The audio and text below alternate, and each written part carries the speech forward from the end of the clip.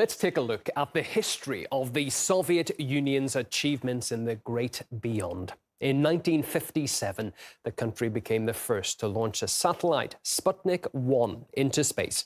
It was that moment which opened the door to exploration of the void and the discoveries made in the decades since. 4 years later, Soviet cosmonaut Yuri Gagarin became the first person in human history to journey to the inhospitable environment. While in 1963, the first woman, another Soviet cosmonaut, Valentina Tereshkova, joined the ranks. She spent the better part of 3 days enjoying the weightlessness.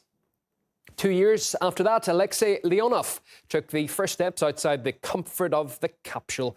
With nothing under his feet but the Earth far below, that lasted for just over a dozen minutes. And in 1986, the USSR began the construction of the first permanently inhabited space station, Mir, or Peace in English. It was a home for cosmonauts and astronauts from around the globe until 2001.